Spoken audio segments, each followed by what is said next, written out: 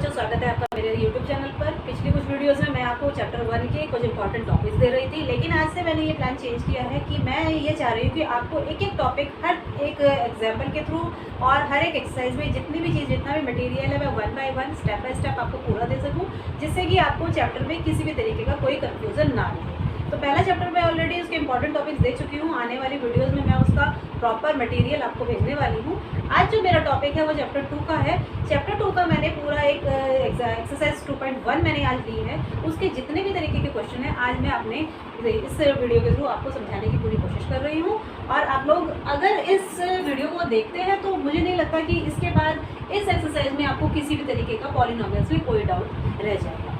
तो चलिए स्टार्ट करते हैं। चैप्टर पॉलिनोमियल्स एक्सरसाइज 2.1 मैंने ली है, क्लास 9 का ही ये टॉपिक है। एनसीईआरटी की बुक में आपको मिलेगा। पॉलिनोमियल्स को सबसे पहले मैं यहाँ एक्सप्लेन कराऊंगी, उसके बाद मैं हर एक टॉपिक को 1 बाय 1 आपको समझाऊंगी। तो सबसे पहले आ जाते हैं पॉलिनोमियल वर्ड पर। पॉलिनोमियल वर्ड दो वर्ड से मिलकर बना है बच्चों, एक पॉली और दूसरा नॉमियल। पॉली का मतलब होता है मैनी, कई। नॉमियल का मतलब होता है टर्म्स। जब कई सारी टर्म्स जुड़ती हैं तो ही उसको पॉलिनोमियल का नाम दिया जाता है। लेकिन पॉलिनोमियल होने के लिए कुछ शर्तें होती हैं। जो भी एक्सप्रेशन उन शर्तों को अगर पूरी तरह से उस पर लागू होती है तो ही वो एक्सप्रेशन एक पॉलिनोमियल की कैटेगरी में आता है, नहीं तो वो सारी जो एक्सप्रेशन, जो भी टर्म्स दी हुई होती है, वो एक पॉलिनोमियल की कैटेगरी में नहीं आता। तो चलिए एक्सप्लेन करती हूँ किस तरह से हम करेंगे। जैसे मैंने बताया कि पॉलिनोमियल, पॉली प्लस नोमियल दो टर्म से बना हुआ है, तो एक से ज़्यादा टर्म्स आपके पास होनी चाहिए। तो यहाँ मैं अब एक एग्जाम्पल मैंने यहाँ पर लिखा है 4x² - 3x + 7। तो इसी को ही मैं पहले आपको एक्सप्लेन कराऊंगी। 4x² - 3x + 7। सबसे पहले आपको ये देखना है कि ये एक पॉलिनोमियल है या नहीं है। तो जैसे कि मैंने बताया, पॉलिनोमियल होने के लिए कुछ बातों का होना ज़रूरी होता है। उसमें कुछ वेरिएबल्स और कुछ कोएफिशिएंट और कांस्टेंट टर्म्स और एक से ज़्यादा टर्म होने चाहिए। सबसे पहले मैं आपको टर्म बताऊंगी। टर्म क्या होता है? टर्म वैसे आपने लास्ट ईयर भी पढ़े होंगे। जब कुछ अलग अलग वैल्यूज़ कुछ अलग अलग साइन के साथ आपस में प्लस या माइनस हो जाए, तो जो वो प्लस या माइनस के साइन इन टर्म्स को सेपरेट करे तो ये एक टर्म हो जाता है। यहाँ माइनस का साइन आ गया, यानी ये दूसरा टर्म हो गया, ये तीसरा टर्म हो गया। तो यहाँ पर आपको इस एग्जाम्पल में 3 टर्म मिलते हैं। अगर मैं ये एग्जाम्पल लेती हूँ y² + √2, तो आप यहाँ देख सकते हैं एक साइन है, 2 साइन आए तो 3 टर्म है, एक साइन आया है बीच में तो 2 टर्म है।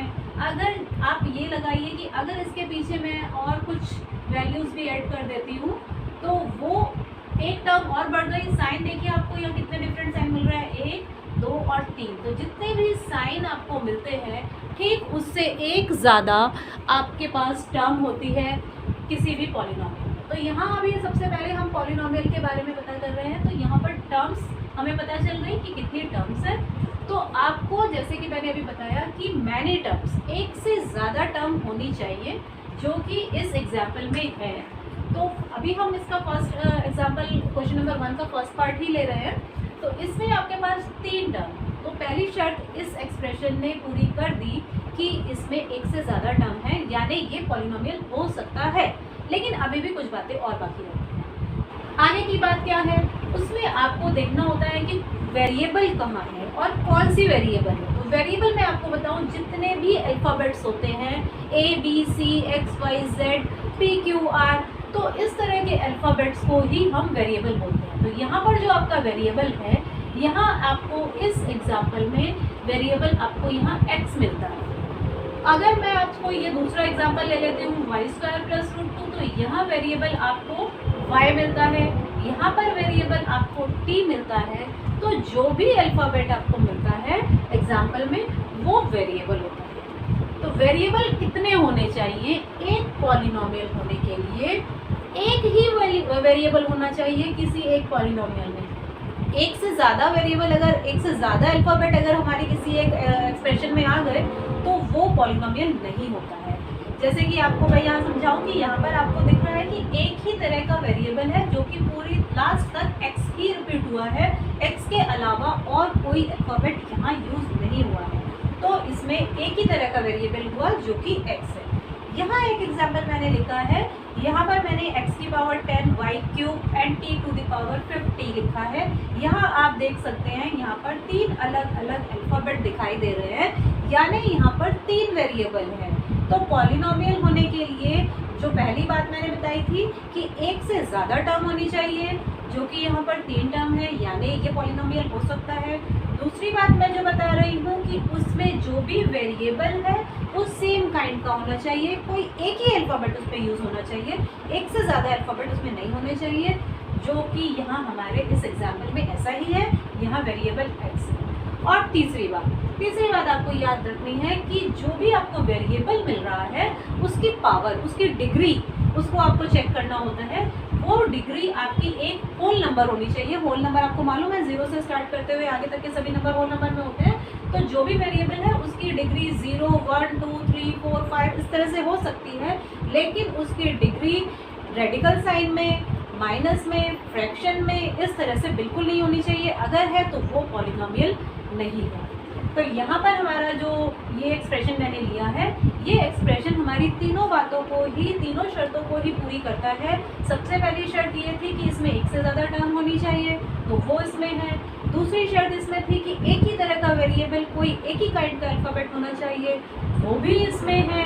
और तीसरी बात ये थी कि जो भी अल्फ़ाबेट यूज़ हुआ है उसकी डिग्री एक कंप्लीट होल नंबर होनी चाहिए, वो भी यहाँ है। आप देख सकते हैं कि x² की पावर 2 एक होल नंबर है, x की पावर यहाँ नहीं दी गई है, मीन इसका मतलब 1 होता है, तो ये भी होल नंबर है। तो इस एक्सप्रेशन ने हमारी तीनों शर्तों को पूरा कर दिया। पहली कि इसमें एक से ज़्यादा टर्म है, दूसरी इसमें सेम काइंड ऑफ वेरिएबल है या 1 वेरिएबल ही है, और तीसरी कि इसकी जो डिग्री है वेरिएबल की वो एक होल नंबर है। तो इसका मतलब ये एक पॉलिनोमियल की कैटेगरी में आ जाता है। तो सबसे पहला जो मैंने क्वेश्चन लिया है उसमें पॉलिनोमियल इन 1 वेरिएबल ही आपसे पूछा जा रहा है। एक्सरसाइज 2.1 में कुछ एग्जांपल्स आपको दिए गए हैं और उसमें आपसे पूछा जा रहा है कि कौन सा पॉलिनोमियल एक वेरिएबल का पॉलिनोमियल है। तो आपका जो ये फर्स्ट एग्जांपल है, तो ए पार्ट इसमें एक वेरिएबल का पॉलिनोमियल हो जाता है। दूसरा एग्जांपल आपकी बुक में y² + √2 दिया हुआ है, तो यहाँ भी आप देख सकते हैं कि सिर्फ एक ही अल्फ़ाबेट y का यूज़ हुआ है, y के अलावा और किसी तरह का कोई अल्फ़ाबेट नहीं है, और एक से ज़्यादा टर्म है, और y की डिग्री एक होल नंबर है, कंप्लीट नंबर है, यानी ये भी एक वेरिएबल का पॉलिनोमियल होता है। अब जो आपका तीसरा एग्जाम्पल है वो दिया है 3√t + t√2। तो आप यहाँ पर वेरिएबल देख सकते हैं, यहाँ जो वेरिएबल आपको दिया गया है वो t है। पूरी ही एक्सप्रेशन में एक ही अल्फ़ाबेट का यूज़ हुआ है, t है, और एक से ज़्यादा टर्म है। इसने 2 शर्तें पूरी कर दी, एक से ज़्यादा टर्म होने की शर्त इसने पूरी कर दी, एक ही तरह का वेरिएबल होने की शर्त इसने पूरी कर दी, लेकिन ये तीसरी शर्त पे पूरा नहीं उतर पा रहा है, क्योंकि इसमें वेरिएबल की जो डिग्री है वो रूट में, वेरिएबल रूट में है, एक रेडिकल साइड में है। रूट का मतलब पावर हाफ होती है, और फ्रैक्शन कभी भी होल नंबर नहीं हो सकता। आपको मालूम है फ्रैक्शन इज अ पार्ट, वो होल हो ही नहीं सकता। तो यहाँ पर t की डिग्री हाफ होने की वजह से ये पॉलिनोमियल की तीनों शर्तों को पूरा नहीं कर पाया, तो ये पॉलिनोमियल इन 1 वेरिएबल नहीं हो सकता। 1 वेरिएबल तो है लेकिन ये पॉलिनोमियल ही नहीं है, इसलिए c इसमें नहीं है। और फिर इसमें आपको जो अगला एग्जांपल दिया है वो y + 2/y दिया है। यहाँ भी आप देख सकते हैं कि 2 टर्म है, मोर देन 1 टर्म, पहली शर्त पूरी हो चुकी है। सेम काइंड ऑफ वेरिएबल होने चाहिए, y है, लेकिन तीसरी शर्त जो y की डिग्री होती है वो एक होल नंबर होनी चाहिए, जो यहाँ नहीं है। वो क्यों नहीं है? क्योंकि जब ये डिवाइड का y हम ऊपर मल्टीप्लाई में लेकर जाएंगे y को, तो डिग्री ऊपर जाके उसकी नेगेटिव हो जाती है। तो y की पावर यहाँ पर इसको हम y + 2y - 1 लिखेंगे। -1 इज एन इंटीजर, ये होल नंबर नहीं है, तो ये भी पॉलिनोमियल इन 1 वेरिएबल की कैटेगरी में नहीं आता। और लास्ट एग्जांपल आपको जो आपके बुक में दिया गया है वो x की 10, y की पावर 3 और t की पावर 50 दी हुई है। पॉलिनोमियल इन 1 वेरिएबल पूछ रहा है। यहाँ आप देख सकते हैं 3 अलग अलग अल्फ़ाबेट यानी 3 अलग अलग वेरिएबल्स का यहाँ यूज़ हुआ है, तो ये भी इसमें एग्जिस्ट नहीं करता। तो आपके इन 5 एग्जाम्पल में से सिर्फ ए और बी पार्ट ही ऐसा हुआ जो पॉलिनोमियल भी है और पॉलिनोमियल इन 1 वेरिएबल भी है। अभी आपसे पूछा जा रहा है सेकेंड क्वेश्चन में कोएफिशिएंट के बारे में। तो पॉलिनोमियल में आपको यहाँ तक एक्सप्लेन करा चुकी हूँ, अब मैं आपको कोएफिशिएंट समझाना चाहती हूँ। वेरिएबल मैंने आपको बताया, टर्म्स मैंने आपको बताई, और मैंने आपको इसकी डिग्री बताई। अभी आप समझेंगे कोएफिशिएंट। कोएफिशिएंट मतलब जो भी वेरिएबल है उसके साथ हम कौन से नंबर की मल्टीप्लाई कर रहे हैं, वो नंबर ही उसका कोएफिशिएंट होता है। यहाँ पर कोई बुक में आपको सिर्फ एक्स स्क्वायर का दिया है, मैं आपको कुछ और एक्स्ट्रा एग्जाम्पल के साथ भी बताना चाहूँगी। आपकी जो ये पॉलिनोमियल है, यहाँ पर अगर आपसे इस पॉलिनोमियल में एक्स स्क्वायर का कोएफिशिएंट आपसे पूछा जाए तो आपको एक्स स्क्वायर वाली टर्म पे ध्यान देना है और बाकी टर्म्स आपको नहीं लेने हैं। एक्स स्क्वायर की जो टर्म है वो 4x स्क्वायर है और अगर आपसे कोएफिशिएंट पूछा जा रहा है तो जिसका भी कोएफिशिएंट आपसे पूछा जा रहा है उसको छोड़ के बाकी जो नंबर बचता है वो ही उसका कोएफिशिएंट हो जाता है। तो अगर इसका कोएफिशिएंट हमसे पूछा जाए तो यहाँ कोएफिशिएंट 4 हो जाता है। एक्स स्क्वायर का कोएफिशिएंट यहाँ पर 4 हो जाता है। अगर आपसे यहाँ पर x की भी कोएफिशिएंट पूछी जाती है, इस पॉलिनोमियल में अगर आपसे x की भी कोएफिशिएंट पूछा जाए तो तब आप x वाली टर्म पर ही ध्यान देते हैं। x वाली टर्म हमारी ये सेकेंड टर्म है। सेकेंड टर्म हमारा साइन के साथ हमें लिखना होता है -3x, x की टर्म है हमारे पास।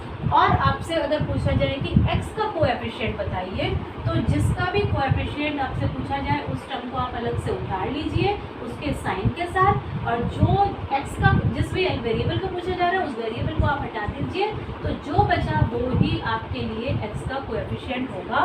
तो कोएफिशिएंट ऑफ एक्स स्क्वायर यहाँ हुआ 4 और कोएफिशिएंट ऑफ अगर आपसे x का पूछा जाए तो वो हुआ -3। एक चीज और होती है किसी भी पॉलिनोमियल में, कांस्टेंट टर्म। कांस्टेंट टर्म मैं आपको बताऊंगी जिस भी नंबर के साथ कोई वेरिएबल, कोई अल्फाबेट नहीं होता वो कांस्टेंट टर्म कहलाता है। अगर इस वेरिएबल में, इस एक्सप्रेशन में आपसे पूछा जाता है कि कांस्टेंट टर्म कौन सा है तो आप इस टर्म पर ध्यान दीजिए। जो लास्ट टर्म है आपकी, लास्ट टर्म के साथ आप देख सकते हैं किसी भी तरीके का कोई भी अल्फाबेट यहाँ आपको नहीं मिल रहा है। ये अकेले एक नंबर है, जो नंबर अकेले एग्जिस्ट करता है वो ही नंबर कांस्टेंट टर्म कहलाता है। तो इसमें अगर आपसे कांस्टेंट पूछा जाए तो वो 7 है। तो यहाँ पर मैंने आपको कोएफिशिएंट ऑफ एक्स स्क्वायर के समझा दिए हैं।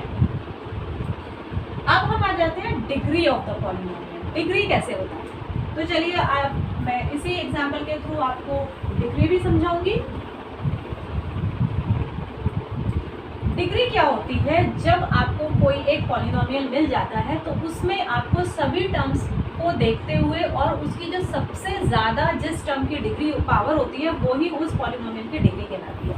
तो जैसे कि आपको यहाँ पर ये पॉलिनोमियल दिया गया 4x² - 3x + 7, तो यहाँ आप एक्स स्क्वायर की डिग्री देखेंगे तो यहाँ एक्स स्क्वायर की डिग्री 2 है, यहाँ पर x की डिग्री नहीं दी है 1 है, और जहाँ कुछ भी वैल्यू वेरिएबल नहीं होता वहाँ डिग्री 0 हो जाती है।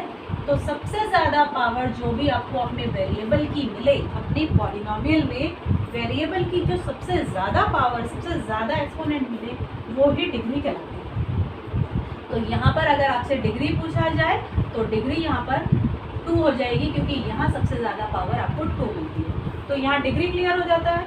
एक लास्ट टॉपिक और रहता है टाइप ऑफ पॉलिनोमियल, कि किस किस तरह के पॉलिनोमियल होते हैं। आपका क्वेश्चन नंबर 5 आपकी बुक में दिया है, linear polynomial, quadratic polynomial and cubic polynomial. तो मैं बताऊं कि डिग्री तो हाईएस्ट पावर को बोलते हैं और डिग्री से ही हम पता लगा सकते हैं कि वो पॉलिनोमियल किस टाइप का है।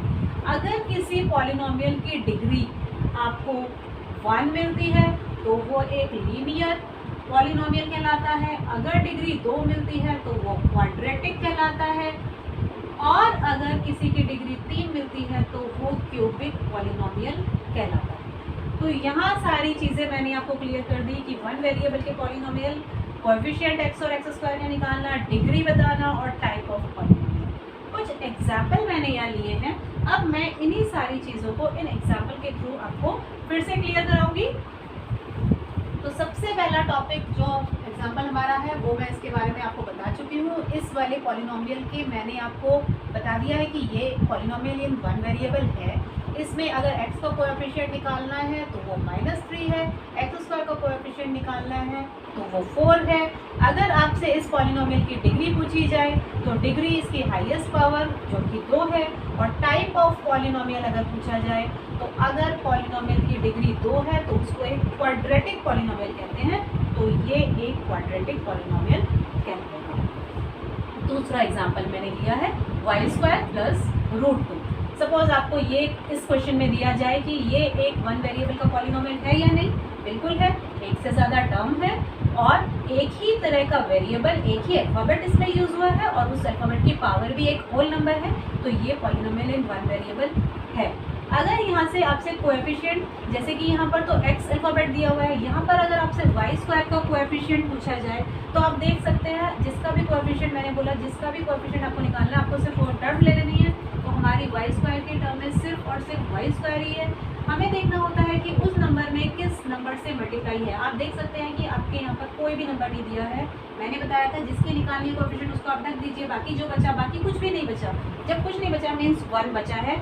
साइन का आपको ध्यान देना है, जब कोई साइन नहीं होता तो +1, तो y² का कोएफिशिएंट यहाँ पर +1 हो जाएगा। और अगर आपको इसी एग्जाम्पल में डिग्री पूछी जाए तो हाईएस्ट पावर आपको यहाँ 2 मिल रही है, तो degree of this polynomial is 2।